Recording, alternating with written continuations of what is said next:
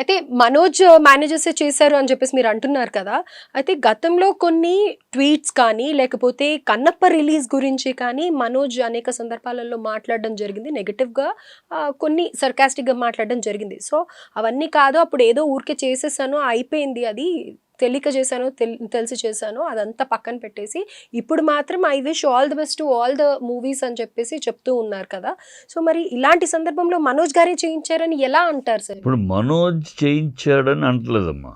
మనోజ్ మనుషులు వాళ్ళు. అదే ఎవరి ఇన్స్ట్రక్షన్స్‌తో అని అంటే మరి అక్కడ తెలుసు, పోలీసులు చెప్తారు కదా. ఇప్పుడు పోలీసులు చెప్తారు. పోలీసులు ఇన్వెస్టిగేట్ ఆల్రెడీ పట్టుకున్నారు. ఇన్వెస్టిగేషన్ జరుగుతుంది. ఈవెన్ కొరియర్ అని కూడా పట్టుకున్నారు. ఇవన్నీ జరుగుతుంది. ఇంకా వాళ్ళ రేపటి 2 రోజులు బయటకు వచ్చేస్తాయి ఎవరు ప్రమేయంతో చేశారు వీళ్ళు. ఎందుకంటే వాళ్ళు ఒక రఘు అని ఎవడో ఆఫీసులో మనోజ్ దగ్గర ఉంటాడు. ఈ అమ్మాయి వాళ్ళ ఇంట్లోనే ఉంటుంది. ఇతను రావటం ఈ రఘు అనేవాడు రావటం, ఆ అమ్మాయికి ఫోన్ చేయటం, సరిత అది తీసుకొచ్చేసి అని అంటాం, తీసుకొచ్చి వెళ్ళిపోయారు. ఇది ఇంతవరకు పోలీసు దగ్గర వచ్చిన ఇన్ఫర్మేషన్.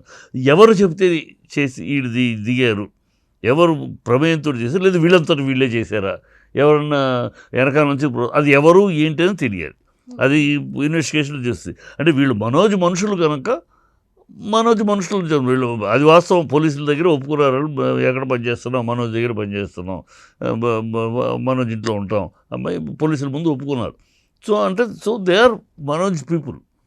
ఇక్కడ మనోజ్ ప్రమేయంతో జరిగిందా, వాళ్ళు చేసేసారా, అది మనోజ్ మనుషులే కానీ మనోజ్ ప్రమేయం ఉందా లేదా అని తెలియదు. అది పోలీసులు తెలుస్తారు.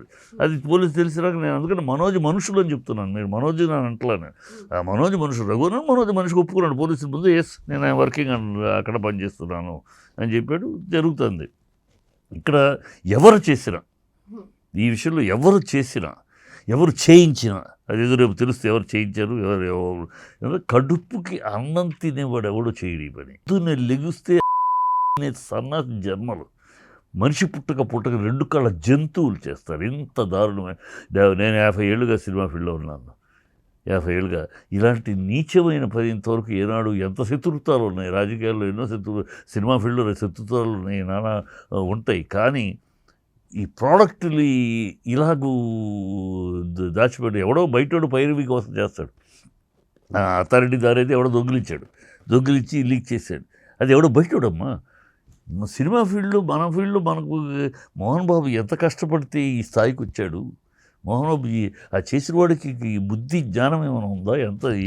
ఈ స్థాయికి మోహన్ బాబు మామూలుగా రాలా. ఎంతో కష్టపడి ఎన్నో డవక్కా ముక్కలు తిని, ఎన్నో పోరాటాలు, ఎన్నో విజయాలు అపజయాలు ఎన్నో తట్టుకుని తను ఒక స్థాయి తీసుకుని మోహన్ బాబు అని ఇవాళ ఒక యూనివర్సిటీ పెట్టి పెద్ద యూనివర్సిటీ నడుపుతూ వచ్చింది. అలాంటి అతనికి ఇలాంటి ద్రోహం చెయ్యాలి. అక్కడ పనిచేసిన వాళ్ళే వీళ్ళు మళ్ళీ అంతకుముందు మోహన్ బాబు దగ్గర పనిచేసి మానేశారు.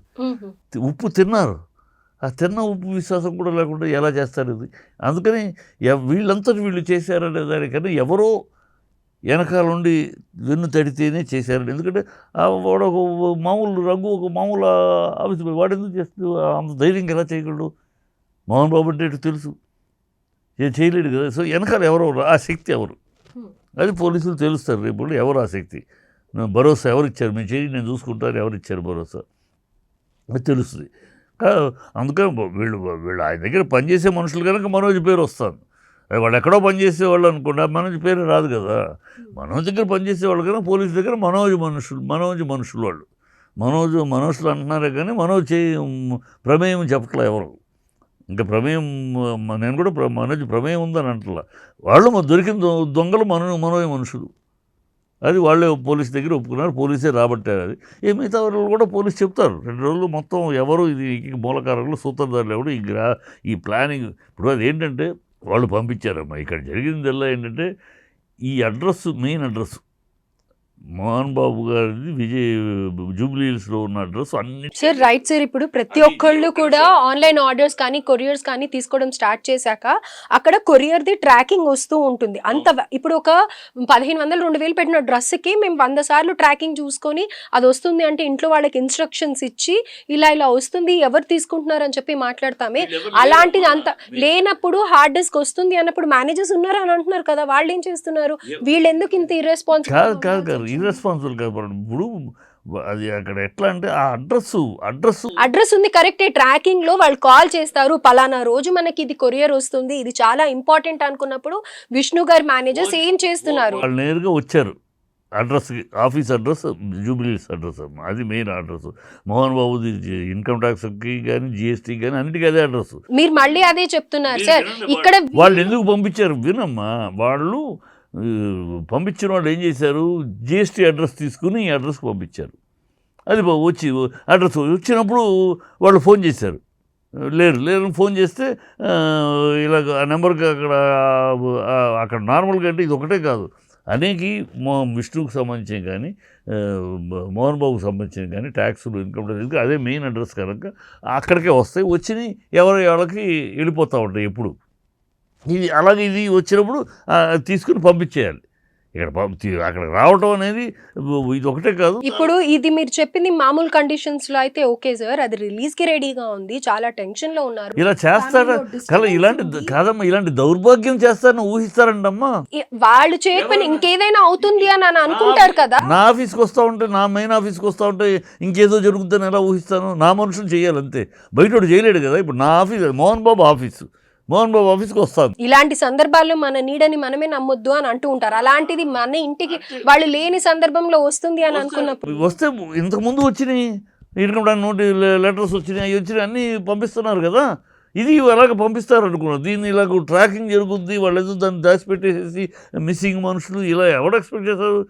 అది మిగతా విషయాలు వేరు, ఇంతవరకు ఎన్ని ఒకటి కాదు, ఒక్కటే ఫస్ట్ టైం వెళ్ళిందంటే పర్వాలా.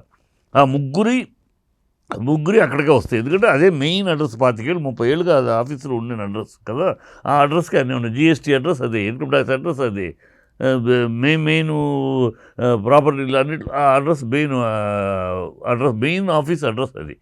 సో అన్నీ వస్తూ ఉన్నాయి, పోతూ ఉన్నాయి, అన్నీ వస్తూ ఉన్నాయి. ఎవరికి నీకు వచ్చేది నీకు ఆటోమేటిక్గా అక్కడ వాచ్మెన్ ఉంటాడు, ఫోన్ చేస్తాడు, ఇలాగ మనది వచ్చింది మన ఆఫీస్కి, అక్కడ నుంచి వాళ్ళు రావటం వల్ల ఇక్కడ నుంచి పంపిస్తే అవి జరుగుతుంది. అది స్టాఫ్ పని, అది వీళ్ళకి సంబంధం లేదు కదా. స్టాఫ్ అక్కడ మేనేజర్ ఉంటాడు, వాడు చూసుకుంటాడు, ఆటోమేటిక్ స్టాఫ్ అక్కడికి పంపించేస్తాడు. అలాగ జరగాల్సింది.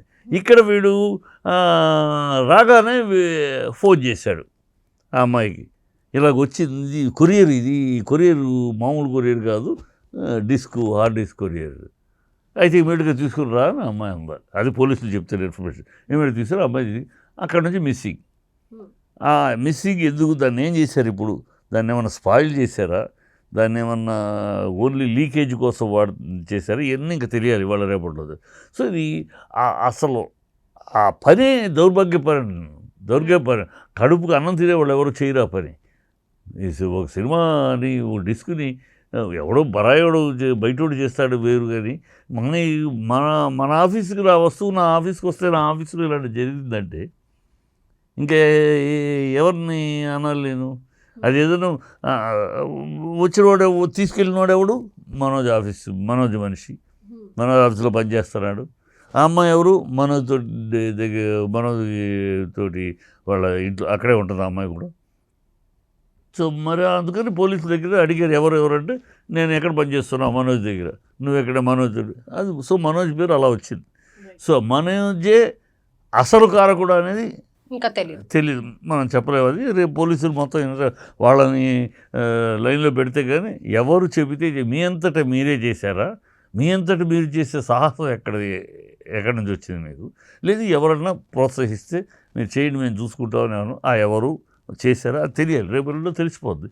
ఏమైనా వాళ్ళు ఏదో అనుకుంటున్నారు కానీ పిచ్చిగా కొంచెం టెన్షన్ పెట్టడం తప్పితే బ్యాకప్ ఉంది. వాళ్ళు జనరల్గా అంటే ఒక బ్యాకప్ పెంచుకునే చేస్తారు. ఈ గ్రాఫిక్స్ అంతా కూడా పంపించారు కూడా ఎప్పుడు సేఫ్టీ ఒక గ్యాప్ ఆన్లైన్లో. కానీ ఎవరు చేశారు ఇలాంటి పని అనేది తెలియాలి కాబట్టి ఇది పోలీస్ వరకు వెళ్ళింది. పోలీస్ ఎవరు తెలియాలి, ఎవరు తెలియకపోతే ముందు జాగ్రత్త చాలా తీసుకోవాల్సి వస్తుంది కదా. కానీ మనోజ్ కూడా తన తండ్రిని దృష్టిలో పెట్టుకొని ఇలాంటివి చేసి ఉండకపోవచ్చు అనేసి అని అనుకుంటూ ఉన్నారు. ఏదేమైనప్పటికీ ఇలా ఎవరు చేసినా కానీ అది మీరు అన్నట్టుగా తప్పే. మనోజ్ చేశాడా చేయలేదని మనం మాట్లాడదు, ఎందుకంటే పోలీస్ ఇన్వెస్టిగేషన్లో ఉంది. మనోజ్ మనిషి, వాళ్ళ మాత్రం మేము మనోజ్ దగ్గర పనిచేస్తున్నాం, పోలీస్ దగ్గర ఒప్పుకున్నాం, అందుకని వాళ్ళే పోలీసులే చెప్పారు ఇతను రఘు అనేవాడు ఇది మనోజ్ దగ్గర పనిచేస్తున్నాడండి, ఆ అమ్మాయి మనోజ్ వాళ్ళ దగ్గర ఉంటుంది, అది అంగీకరించారు వాళ్ళు. సో ఇది జరిగింది. ఎవరు ప్రోత్సహిస్తే ఇక జరుగుతుంది ఇంట్రాగేషను. అది మామూలుగా చెప్పరు కదా, ముందు చెప్పరు కదా ఎవరైనా సరే. కొంచెం జరగాల్సిన ట్రీట్మెంట్ జరిగితే చెప్తారు. అది అప్పుడు తెలుస్తుంది ఎవరు అని కదా. అది తెలిసిన రోజు మాట్లాడదాం. ఇప్పుడు ప్రస్తుతానికి ఓన్లీ మనోజ్ మనుషులు అంతే. మనోజ్ కాదు, మనోజ్ మనుషులు తీసుకెళ్ళారు. ఎందుకు తీసుకెళ్లారు, దాని ముఖ్య ఉద్దేశం ఏంటి, దాని ఉద్దేశం ఏంటి, దాన్ని స్పాయిల్ చేద్దామని తీసుకెళ్లారా, లేకపోతే బ్లాక్మెయిల్ చేద్దాం అసలు ఆ హార్డ్ డిస్మిస్ చేయడానికి గల రీజన్ ఏంటి అని తెలియదు. బ్లాక్మెయిల్ చేయడానికి తీసుకెళ్లారా, లేకపోతే మొత్తం స్మాష్ చేసేసి 90 నిమిషాలది నాశనం చేస్తే పడతాడు మళ్ళీ మొత్తం బీకు అనుకున్నాడా, లేకపోతే ఏమిటి కారణం, లీక్ చేద్దాం, కొన్ని ఇంపార్టెంట్ సీన్స్ లీక్ చేద్దాం అని దాన్ని వ్యాపారం చేసుకుందామని. ఇప్పుడు కొంతమంది ఏంటంటే స్టాఫ్లు కూడా కొంతమంది చేస్తారు, లీక్ చేసి దాని బిజినెస్ అమ్ముకుంటారు. అలాంటి నీచపు లక్షణంతో వీళ్ళు ఎవరైనా చేశారా, ఈ రఘువులు సొంతంగా వాళ్ళ ఆలోచనలో చేశారా, అది మనం 2-3 రోజుల్లో తెలిసిపోద్ది అనుకోండి. బట్ ఎనీవే చేసినా ఇది మాత్రం నీచమైన బుద్ధి. అంటే నీచ నికృష్ట భ్రష్ట జష్టజాతులు జాతి, కడుపు తినే దుర్మార్గపు మనస్తత్వం ఉన్నవాళ్ళు. ఒక వరాహ బుద్ధి, వరాహ అంటే పంది బుద్ధి, 2 కళ్ళ పశువు జంతువు బుద్ధి తప్పితే 2 కళ్ళ జంతువు మాట్లాడే పనులు తప్పితే. Right sir, thank you sir.